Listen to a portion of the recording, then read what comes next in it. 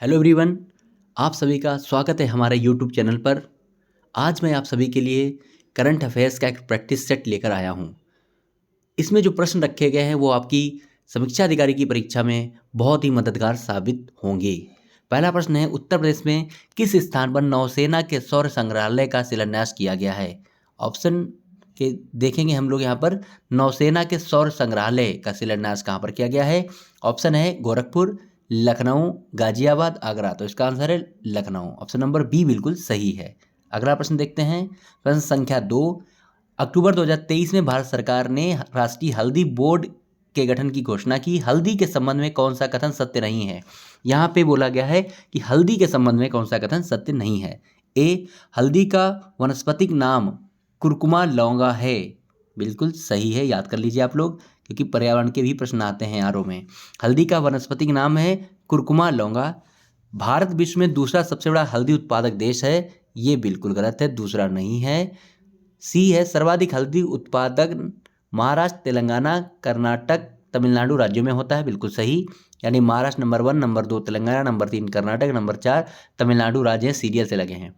भारत में 2022-23 में हल्दी उत्पादन 11.6 लाख टन था, जो वैश्विक हल्दी उत्पादन का लगभग 75% था। बिल्कुल सही बात। तो भारत विश्व में दूसरा सबसे बड़ा हल्दी उत्पादक देश नहीं है, पहला है, प्रथम। ये याद कर लीजिए, भारत विश्व में पहले नंबर पर है हल्दी उत्पादन में। ठीक है, तो इसका गलत कौन सा था? ऑप्शन नंबर बी गलत था। ठीक, अगले प्रश्न पे चलते हैं। उच्चतम न्यायालय में बहस करने वाली पहली मूक बधिर वकील कौन बनी? बहुत अच्छा, बहुत इंपॉर्टेंट प्रश्न है। पहली मूक बधिर वकील कौन बनी है जिन्होंने उच्चतम न्यायालय में बहस की? ए, सारा सनी, बी, अरुणा मेहता, सी, सिया दीक्षित, डी, मीरा भारती। तो इसका आंसर है ए, सारा सनी। सारा सनी एक मूक बधिर वकील है जिन्होंने उच्चतम न्यायालय में बहस की है। तो उच्चतम न्यायालय में बहस करने वाली पहली मूक बधिर वकील बनी है सारा सनी। ओके। सियाचिन ग्लेशियर के किसी ऑपरेशनल पोस्ट पर तैनात होने वाली पहली महिला चिकित्सा अधिकारी कौन है? ऑपरेशनल पोस्ट मतलब ऐसा पोस्ट, ऐसी जगह पर बना है जो संचालित है, ठीक है, ऑपरेशनल है, कार्यरत है। तो ऐसे पोस्ट पर तैनात होने वाली पहली महिला चिकित्सा अधिकारी कौन है? तो इसमें आंसर क्या होगा?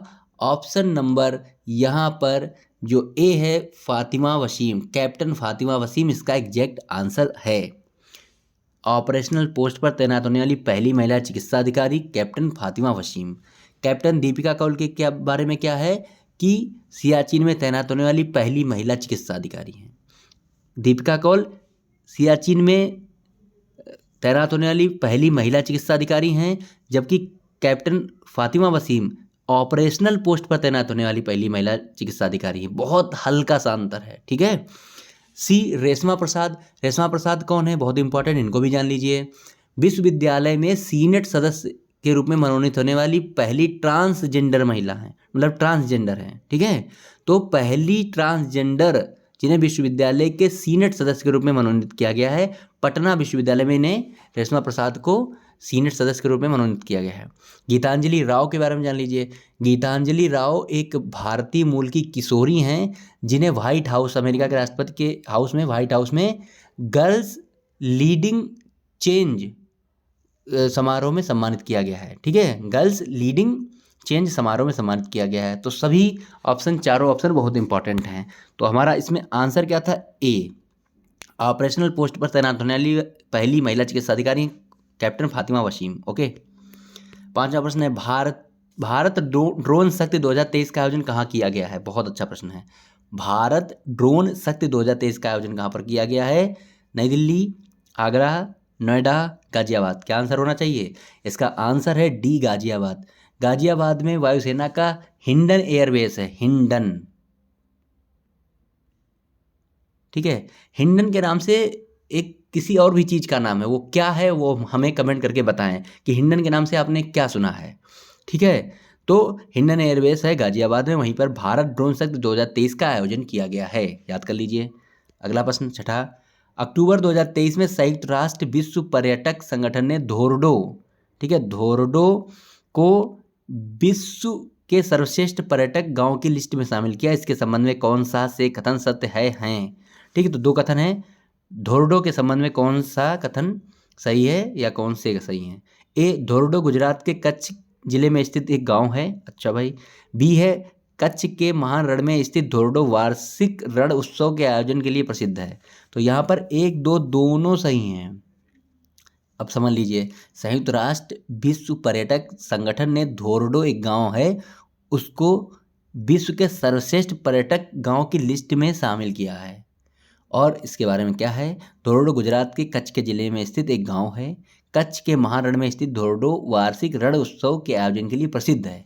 तो इसमें दोनों सही, ऑप्शन नंबर सी, ए और एक और दो दोनों सही। ओके, अगला प्रश्न। अक्टूबर 2023 में शुरू हुए इजराइल फिलिस्तीन विवाद के संबंध में कौन सा कथन सत्य नहीं है? बहुत अच्छे से आप जान रहे हैं, इजराइल का फिलिस्तीन का युद्ध चल रहा है। सत्य कौन सा कथन नहीं है? इस पर एक प्रश्न किसी भी परीक्षा में पुलिस का हो या समीक्षा अधिकारी का हो जरूर आएगा। देखते हैं। फिलिस्तीन द्वारा इजराइल पर किए गए हमले को ऑपरेशन अल अक्सा फ्लड नाम दिया गया। बिल्कुल सही बात। फिलिस्तीन ने सबसे पहले हमला किया इजराइल पर। उस हमले को फिलिस्तीन के लोगों ने ऑपरेशन अल अक्सा फ्लड नाम दिया। अल अक्सा एक पवित्र मस्जिद है, बहुत पवित्र मस्जिद है, इसको मानते हैं। अल अक्सा मस्जिद है, उस मस्जिद की लड़ाई चल रही है। जैसे यहाँ राम मंदिर और मस्जिद की लड़ाई थी, ऐसे ही वहाँ पर भी है। तो अल अक्सा मस्जिद थी, उसी के नाम पे अल अक्सा फ्लड नाम दिया। तो ये बिल्कुल सही है। हमले के जवाब में इजराइल ने ऑपरेशन आयरन स्वॉर्ड्स नाम दिया। तो फिर आप हमले का जवाब दिया इजराइल ने, उसने जो हमला शुरू किया उसको उसने ऑपरेशन आयरन स्वॉर्ड्स नाम दिया। ये भी बिल्कुल सही है। युद्ध की स्थिति के कारण भारत ने अपने नागरिकों को निकालने के लिए ऑपरेशन अजय शुरू किया। बिल्कुल सही। भारत ने अपने नागरिकों को इजराइल से वापस बुलाया, उसके लिए उसने ऑपरेशन अजय शुरू किया। डी है इजराइल पर फिलिस्तीन के हाउती विद्रोहियों ने हमला किया। ये बिल्कुल गलत है, ये गलत है, यही हमारा आंसर हो गया। इजराइल पर फिलिस्तीन के हाउती विद्रोहियों ने हमला नहीं किया था, फिलिस्तीन के हमास विद्रोहियों ने हमला किया। ठीक है, हमास एक संगठन है जिसे कई संस्थाओं ने आतंकी संगठन घोषित किया है। तो हमास विद्रोहियों ने इजराइल पर हमला किया था। हाउती विद्रोह यमन के हैं, उन्होंने भी हाल में क्या किया, हाउती विद्रोह लाल सागर में जहाज़ जो आते जाते हैं उनको लूट रहे हैं, लुटेरे हैं, उन पर हमला कर रहे हैं, लूट लेते हैं। ठीक है, तो वो हाउती विद्रोही हैं। इजराइल पर हमला जो किया फिलिस्तीन के लोगों ने, वो हमास विद्रोही हैं। ओके, 8वां प्रश्न। सितंबर 2023 में यूनेस्को ने विश्व धरोहर सूची में भारत के 2 स्थलों को शामिल किया। इन स्थलों के संबंध में कौन सा से कथन सही हैं? ठीक है, तो देखते हैं भाई। पहला कथन है, यह 2 स्थल हैं, शांति निकेतन और होयसल के पवित्र मंदिर समूह। नंबर 2, शांति निकेतन पश्चिम बंगाल के बीरभूम जिले में है। 1921 में शांति निकेतन विश्व भारती के नाम से एक विश्वविद्यालय के रूप में परिवर्तित हो गया। तीसरा है, होयसल मंदिर कर्नाटक में है या विष्णु भगवान के चेन्ना केशव रूप को समर्पित है। चौथा है, शांति निकेतन भारत का 41वां और होयसल के पवित्र मंदिर 42वां विश्व धरोहर स्थल है। तो इनमें से चारों सही हैं, याद कर लीजिए। ऑप्शन नंबर सी 1, 2, 3 और 4 ये हैं, चारों सही हैं। अच्छे से समझ लीजिएगा, प्रश्न इन पे जरूर बनेगा। होयसल के पवित्र मंदिर और शांति निकेतन को विश्व धरोहर सूची में शामिल किया गया है। इनके बारे में पूरी डिटेल समझ लीजिए, चारों कथन सत्य हैं। ठीक, अगला प्रश्न, कौन सा मिलान गलत है? बहुत अच्छा प्रश्न है। समीक्षा अधिकारी पीसीएस में सूचकांक के बिना कोई पेपर होता ही नहीं, जरूर सूचकांक आता है। तो सूचकांक और मिलान देखते हैं कौन सा गलत है। विश्व प्रेस स्वतंत्रता सूचकांक 180 दिया है, वैश्विक भुखमरी सूचकांक 111 दिया, ये भारत की रैंक है इधर। ग्लोबल जेंडर गैप में भारत की रैंक 127, वैश्विक प्रसन्नता सूचकांक में भारत की रैंक 126 यहाँ पे दी है। कौन सा सही है, कौन सा गलत है? तो एक गलत देखना था, ऑप्शन नंबर ए गलत है। विश्व प्रेस स्वतंत्रता सूचकांक में भारत की रैंक 180 नहीं है, 161 है, याद कर लीजिए। विश्व प्रेस स्वतंत्रता सूचकांक में भारत की रैंक 161 है, बाकी सब सही है। वैश्विक भुखमरी में 111 पे है भारत, ग्लोबल जेंडर गैप में 127 पे भारत है, वैश्विक प्रसन्नता सूचकांक में 126 पर भारत है। ओके, अगले प्रश्न में चलते हैं। कौन सा मिलान गलत है? ये भी बहुत अच्छा प्रश्न है, यहाँ से भी प्रश्न बनेगा। एक तरफ पुरस्कार हैं साहित्य से संबंधित, दूसरी तरफ पुरस्कार पाने वाले व्यक्ति हैं। 33वां व्यास सम्मान दिव्या भारती दिया है, 32वां सरस्वती सम्मान शिव शंकरी दिया है, साहित्य अकादमी पुरस्कार हिंदी संजीव दिया है, साहित्य अकादमी पुरस्कार संस्कृत अरुण रंजन मिश्र दिया है। कौन सा गलत है? ऑप्शन नंबर ए गलत है, यही हमारा आंसर हो गया, बाकी सब सही हैं। 33वां व्यास सम्मान दिव्या भारती नहीं, पुष्पा भारती को मिला है। किसको? पुष्पा भारती, याद कर लीजिए। बाकी सब सही हैं। 32वां सरस्वती सम्मान शिवशंकरी को मिला। साहित्य अकादमी पुरस्कार हिंदी संजीव को मिला। साहित्य अकादमी पुरस्कार संस्कृत अरुण रंजन मिश्र को मिला। ठीक। 33वां व्यास सम्मान पुष्पा भारती को मिला। ठीक। अगला प्रश्न फिर देखिए, यहाँ पे मिलान करना है। 81वें गोल्डन ग्लोब पुरस्कार 2024, गोल्डन ग्लोब पुरस्कार 2000 उस समय का 21 का आरओ मेंस 21 में आया था। तो गोल्डन ग्लोब पुरस्कार 2024 के संबंध में कौन सा मिलान गलत है? तो गोल्डन ग्लोब पुरस्कार हो गए, फिल्म फेयर अवार्ड हो गए, राष्ट्रीय फिल्म पुरस्कार हो गए, ऑस्कर हो गए, ये जरूर आता है। देखते हैं। सर्वश्रेष्ठ film drama everything everywhere all at once. सर्वश्रेष्ठ अभिनेता सिलियन मर्फी। सर्वश्रेष्ठ अभिनेत्री लिली ग्लैडस्टोन। सर्वश्रेष्ठ निर्देशक क्रिस्टोफर नोलन। कौन सा गलत है? पहला ही गलत है। गोल्डन ग्लोब पुरस्कार 2024 में जो सर्वश्रेष्ठ फिल्म घोषित की गई है वो थी ओपेनहाइमर। कौन थी? ओपेनहाइमर। कई लोगों ने, आप लोगों ने देखी भी होगी ओपेनहाइमर। ये थी सर्वश्रेष्ठ फिल्म गोल्डन ग्लोब में। Everything everywhere at all at once ये ऑस्कर 2023 में सर्वश्रेष्ठ फिल्म थी। ठीक है, तो ए बिल्कुल गलत है, बाकी सब सही है। सर्वश्रेष्ठ अभिनेत्री सिलियन मर्फी को चुना गया है।